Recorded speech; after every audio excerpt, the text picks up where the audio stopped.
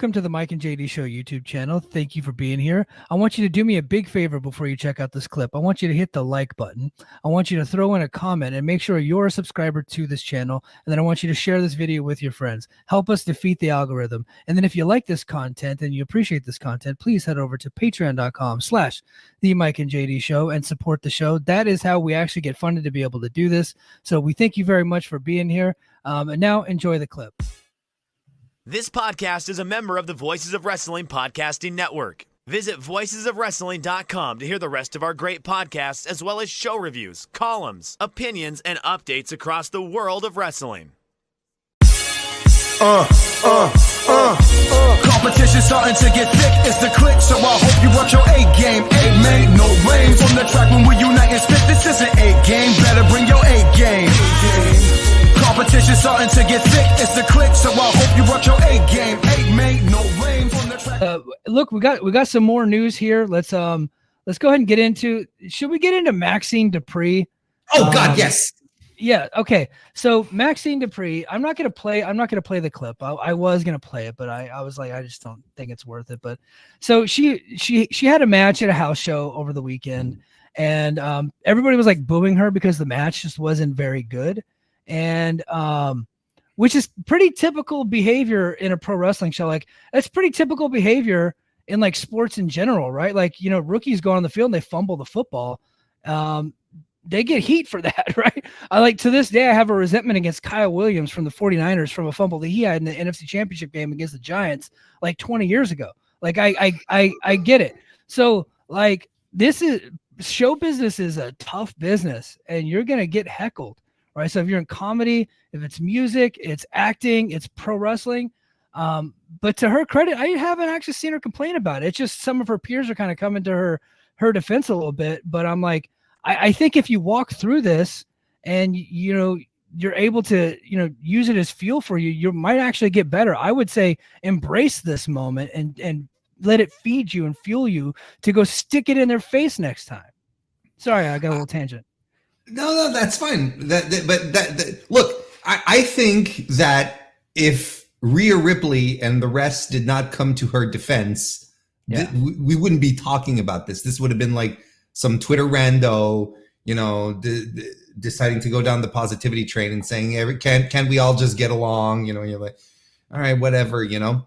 But the fact is, this is the thing that you know, Rhea Ripley was going out there. I didn't see anyone else, any other wrestlers come to Dupree's defense. But I saw the Rhea Ripley one, and what did she do? She blamed the fans, you know, which is the tried and true WWE formula.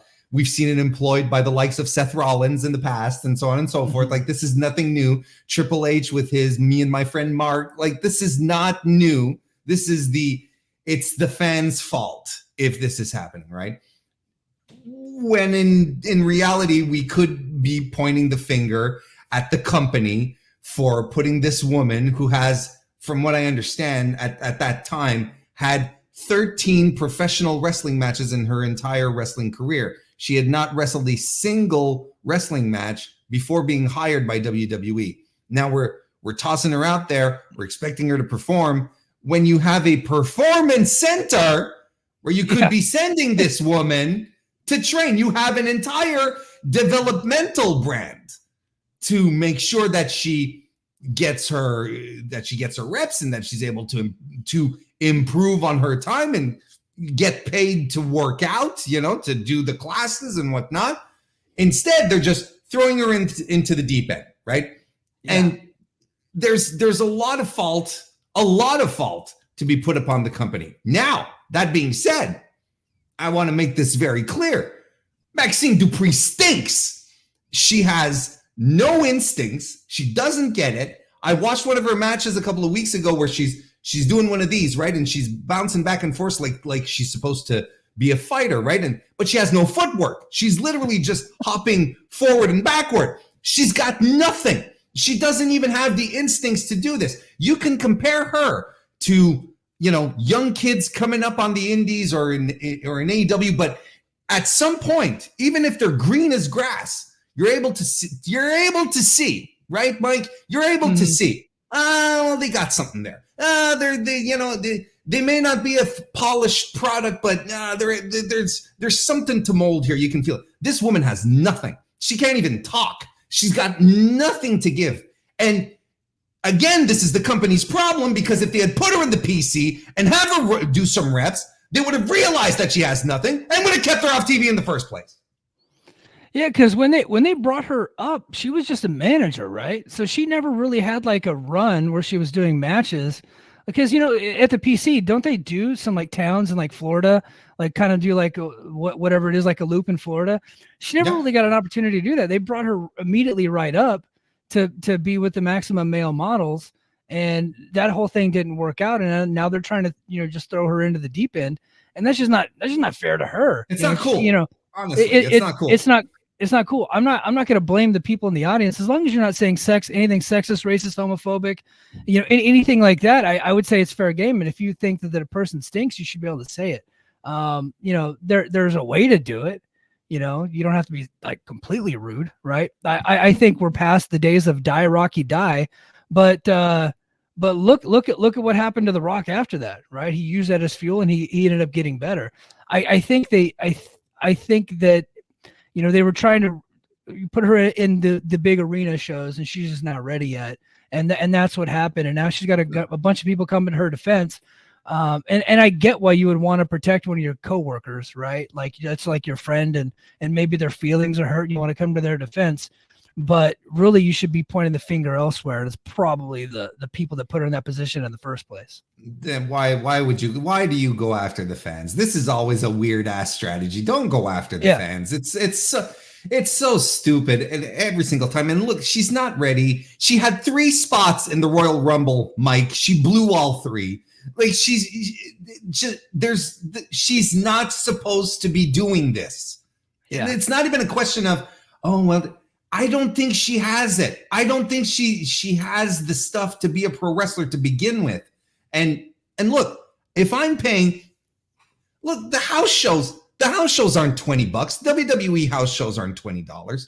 A house show came to my town in August last year. I was looking at the ticket prices. They're not as crazy as tapings, but they're high up there. If I'm sitting there, if I paid, I'm at a wrestling show, I paid to see a show, and I think something stinks, I'm going to boo it. I paid this ticket, and I'm being given stuff that is underwhelming, that is underperforming. Yeah, I'm going to let you know that this is awful, because I don't want you to do it again. Yeah, that's really I've seen it. Wrestling works. I've seen it at comedy shows, and I've seen it at concerts. Where like the big band will come in, and like they will bring in like a few of the local bands to warm up the crowd before the major band comes into town. And sometimes those bands stink, and they're just not ready to be playing in front of an audience like that. They freeze up in the moment, or maybe they're just not good at all, right? And that happens. But you got to be prepared for that moment. For real, I've done improv. Not with Colt Cabana, mind you, but I've done improv. I mean, it's the kind of thing that inevitably happens, Yeah. It just happens. You just have to deal with it. You roll with it. You learn from it, but you don't go, don't boo. Fans are weird. Wrestling fans are weird, particularly on Twitter. It's bizarre to me. Yeah.